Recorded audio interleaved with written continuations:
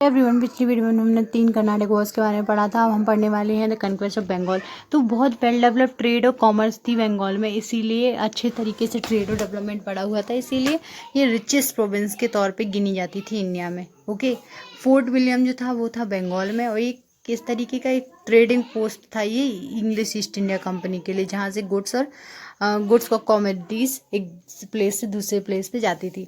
In 1770 the company had gain the privilege of importing and exporting good from Bengal without paying taxes from the Mughal emperor Farrukhsiyar. जो फारुखशियार था Mughal emperor, ठीक है, उससे उन्हें permission मिल गई कि यहाँ से बंगाल से आप ट्रेड कर सकते हो और ला सकते हो चीज़ें बाहर से अंदर, यहाँ से बाहर जा सकती हैं, और कोई भी आपको टैक्स पे नहीं करना पड़ेगा उन चीज़ों पे, ठीक है। The company was allowed to issue दस्तक और passes for the goods to be exempted from the taxes. और जो कंपनी थी उसने क्या किया कि दस्तखत या अपने एक सिग्नेचर कर देती थी एक पेपर पे, ताकि कोई टैक्स पे ना करना पड़े जो भी गुड्स आ रहे हैं, सर्विसेज जा रही हैं उनके लिए, ठीक है। However the company started issuing दस्तखत to private traders which was illegal.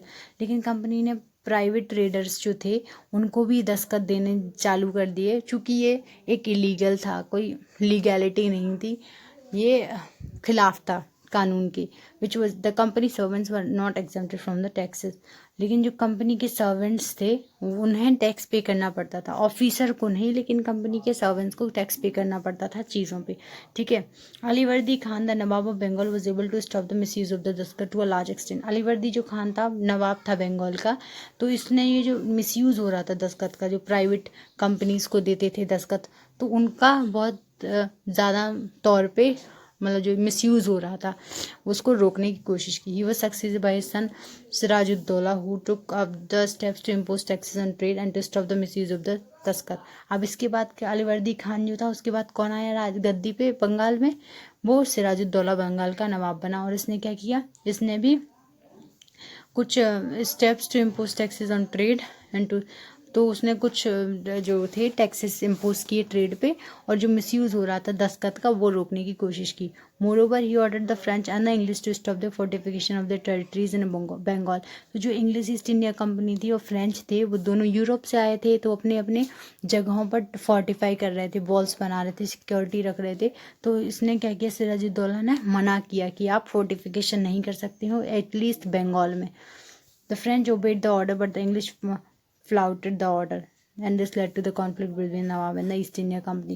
तो फ्रेंच ने क्या किया, ठीक है, फ्रेंच ने कहा ठीक है, ओबेड मतलब माना या फिर किसी चीज़ का पालन करना, लेकिन इंग्लिश जो था, इंग्लिश ईस्ट इंडिया कंपनी, फ्लाउटेड मतलब उन्होंने उनका ऑर्डर नहीं माना, और क्या इसकी वजह से क्या हुआ, ईस्ट इंडिया कंपनी में, इंग्लिश ईस्ट इंडिया कंपनी और सिराजुद्दौला में लड़ाई होने लगी, ठीक है।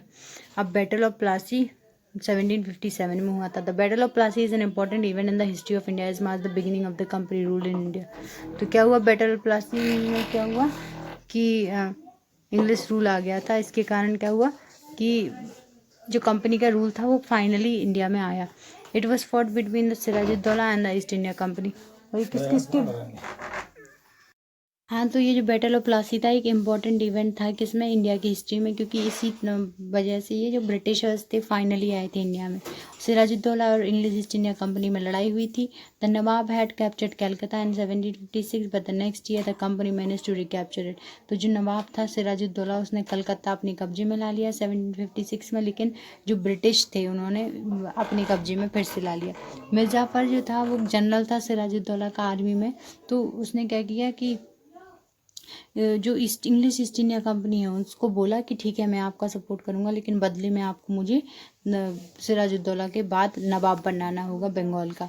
तो इसीलिए बैटल ऑफ प्लासी में जो मिर्ज़ाफर था उसने बैटल में लड़ने से मना कर दिया सिराजुद्दौला की तरफ से, ओके, क्योंकि वो तो इंग्लिश की तरफ मिला हुआ था। The nawab escape but was pursued and killed. लेकिन नवाब जो था वो लड़ाई में बच गया, भागने लगा, लेकिन फिर इसके बाद क्या हुआ, उसको मार दिया गया। Mir Jafar was soon proclaimed the nawab of Bengal. तो शर्त के अनुसार जो मिर्ज़ाफर था वो क्या हो गया, बन गया नवाब बंगाल का, ठीक है। अब पढ़ेंगे Once the throne, Mirzafar became a mere puppet in the hands of the East India Company, who could only retain his position so long as he enjoyed his favor. तो अगर थ्रोन पे बैठ गया मिर्जाफर, अब क्या था कि वो पपेट बन गया, एक कठपुतली बन गया, किसकी? ईस्ट इंडिया कंपनी की, इंग्लिश ईस्ट इंडिया कंपनी। जो भी वो बोलेंगे वही करना पड़ेगा, और जब तक उसकी थ्रोन रहेगा, जब तक वो उन लोगों को फेवर करेगा, ईस्ट इंडिया कंपनी को। ही वॉज फोर्स टू पे a huge war compassion along with the large parts of his revenue.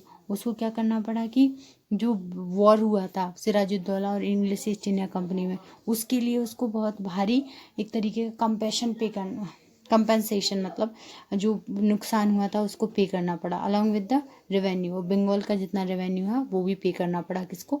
East India company को देना पड़ा। Soon he was deposed by the company and Mir Qasim his son in law was put on the throne. वो depose मतलब उसको हटा दिया गया, और उसका जो दामाद था सन इन लॉ वो मीर काजिम वो आ गया, ठीक है।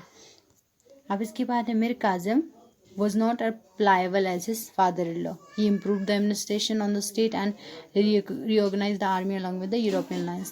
तो क्या किया कि वो इतना वो पपेट नहीं था, कठपुतली नहीं था अपने ससुर की तरह, लेकिन उसने क्या किया, जो शासन था उसमें इम्प्रूवमेंट लाया और आर्मी बनाई अच्छे से, ठीक है। और यूरोपियन लाइन्स, जैसे यूरोपियंस बोलते थे, जैसे यूरोपियंस की थी। ही ऑल्सो तो उसने क्या किया, अपनी आर्मी को ऑर्गेनाइज किया। He also abolish taxes on the internal trade, जो इंटरनल ट्रेड पे जो टैक्सेस लगे हुए थे उनको हटाया। This rendered the dastak useless and also place Indian merchant at the same level as those of the company. तो जो व्यापारी थे इंडियन के, उसी लेवल पे रखा जैसे कि जो ईस्ट इंडिया कंपनी के लोग थे, उस लेवल पे ही रखा, इक्वल ट्रीटमेंट किया। As a result the company ousted him in 1763 once again putting Mir Jafar on the throne. इसकी वजह से क्या हुआ, कंपनी उससे कंपनी उससे सेटिस्फाई नहीं थी कि ये तो हमारे खिलाफ है, इसलिए मिर्जाफर जो उसका ससुर था फिर से थ्रोन पे आया और उसे हटा दिया गया, मीर कासिम को। ही soon signed a treaty with the English India Company, result of which the company gained the right to issue its own दस्तखत। उसने क्या किया, जो इंग्लिश ईस्ट इंडिया कंपनी ने था with the English, as the result of which treaty sign की East India Company से, और इसकी वजह से क्या हुआ, कंपनी ने अपने खुद की दस्तखत बनाना शुरू कर दिया और लोगों को देने लगे free of duties and custom taxes. तो जो ट्रेड होता था उस पर कोई भी ना तो कस्टम टैक्सेस लगेंगे ना ड्यूटीज़ लगेंगी, कोई एक्स्ट्रा चार्ज नहीं पे करना पड़ेगा। ओके, हम पढ़ने वाले हैं the battle of Plassey. Battle of Plassey हम पढ़ चुके हैं, बक्सर पढ़ेंगे, 1764 में हुआ था। Another important battle was fought between the company and the combined forces of Mir Qasim, the nawab of Awadh, Shujauddaula and the Mughal emperor Shah Alam. तो मीर कासिम को हटा दिया गया था थ्रोन से, क्योंकि उसने कठपुतली की तरह एक्ट करने से मना कर दिया था। इसलिए जो बैटल ऑफ बक्सर हुआ वो 3 फोर्सेस में हुआ और इंग्लिश ईस्ट इंडिया कंपनी में हुआ। तो कौन कौन से थे, मीर कासिम था, नवाब ऑफ अवध था, Shujauddaula and the Mughal emperor Shah Alam. Shujauddaula और सिराजुद्दौला अलग अलग हैं। सिराजुद्दौला जो था वो बंगाल का नवाब था, लेकिन सुजाउद्दौला जो था वो अवध का नवाब था, ठीक है। और शाह आलम जो कि एक मुगल एम्परर था। The forces met at the battle of Buxar in 1764 in which the command forces were defeated by the British. इतने 3 फोर्सेज थे, फिर भी ब्रिटिशर्स ने उन्हें हरा दिया, क्योंकि ब्रिटिशर्स ज़्यादा पावरफुल थे। After the defeat Shah Alam second went over the British side while the Mir Qasim escape. तो जो शाह आलम था, मुगल का एम्परर था, अवध से था, वो किसके कंट्रोल अंडर चला गया, वो चला गया ब्रिटिशर्स के साइड। मीर कासिम जो था वो लड़ते लड़ते भाग गया। He spend rest of his life as a vagrant. Vagrant का मतलब है जिसके पास ना घर है ना कुछ, एक तरीके का भटकता हुआ इंसान की तरह वो रहा। Okay, Shujauddaula also escape to Rohilkhand. As a result the control of Awadh pass into the hands of the company. तो जो सुजाउद्दौला था वो भी भाग गया, और अवध का जो वो था नवाब, और जो अवध था वो किसके हाथों लग गया, ईस्ट इंडिया कंपनी के, ठीक है। Having accepted the company supremacy, Shah Alam give the diwani और the revenue collecting right of Bengal, Bihar and Orissa to the British. तो जो शाह आलम था, मुगल एम्परर था, उसने क्या किया, हार गया तो ब्रिटिश साइड में मिल गया, ठीक है। सुप्रीमेसी मतलब ब्रिटिशर्स सब कुछ हैं, सुप्रीम हैं, सबसे मोस्ट पावरफुल हैं। इसकी वजह से उन्होंने दीवानी राइट्स, जो ट्रेडिंग राइट्स थे, और रेवेन्यू कलेक्टिंग राइट्स, जो रेवेन्यू बंगाल से आता था, बिहार से आता था, उड़ीसा से आता था, वो ब्रिटिशर्स को मिलेगा, अब शाह आलम को नहीं। ही ऑल्सो पे 5 मिलियन रुपीज़, और उसने 5 मिलियन रुपीज़ भी पे किया, किस लिए, क्योंकि जो वॉर हुआ था उसकी जो भी कमियां हुई और जो भी नुकसान हुआ ब्रिटिश को, इसलिए Awadh was also restore to the Shujauddaula but it remain under British influence. तो क्या हुआ कि सुजाउद्दौला को अवध तो मिल गया लेकिन वो ब्रिटिशर्स ही कंट्रोल करेंगे। बीइंग पेड अ पेंशन, उसको पेंशन मिलती थी। Shah Alam second also became a titular head बना दिया गया शाह आलम को। It was the victory of the battle of Buxar which made the East India company the undisputed master of Bengal. और जब बैटल ऑफ बक्सर में क्या हुआ, उनकी विक्ट्री हो गई। इसकी वजह से जो इंग्लिश ईस्ट इंडिया कंपनी थी उन्हें पूरी तरीके से बंगाल का नवाब बना दिया गया, एक तरीके का मास्टर बन गया। ठीक है, हम पढ़ेंगे डुअल एडमिनिस्ट्रेशन के बारे में। ठीक है, with the grant of diwani right to the British, dual government came up in Bengal. तो अब जो शाह आलम था उसने दीवानी राइट्स ब्रिटिशर्स को दे दिए थे। ठीक है, तो क्या हुआ, डुअल गवर्नमेंट बंगाल में आई। Under this system it was the nawab who had to look after the administration but the revenue was collected by the company.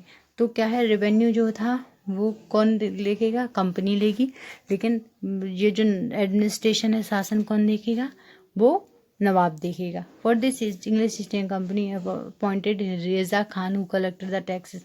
रेजा खान ने क्या किया, टैक्स कलेक्ट करता था। The system prove to be disaster for the people of Bengal as neither the nawab nor the East India company took the responsibility to look after the welfare. तो यार ये लोग मतलब डिजास्टर्स था, एकदम से सही नहीं था सिस्टम जो भी था, क्योंकि जो लोग थे बंगाल के ना तो वो देख रहे थे, ना ही नवाब देख रहे थे, ना ही ईस्ट इंडिया कंपनी ने लोगों की, बंगाल के लोगों की रिस्पॉन्सिबिलिटी ली, ना ही नवाब ने, इसीलिए ना ही उनके वेलफेयर की साइड कोई देख पाया। When Bengal was struck by a famine मतलब जहाँ पानी खाने की कमी हो जाती है। No relief efforts were taken by the East India Company. East India Company में कोई उन्हें रिलीफ नहीं दिया, कोई उन्हें हेल्प नहीं की, leading to the death of 1/3 of the population. 1/3 population मर गई बंगाल की। East India Company summer on the other hand amassed vast fortune for themselves and came to be known as the nabobs। लेकिन east India company ने क्या किया, अपने लिए एक तरीके का बहुत अच्छा फॉर्च्यून, भाग उनका खुल गया, and came to be known as nabobs. और क्या, नवाब से क्या जाने लगे, नैबोब्स जाने लगे। ओके,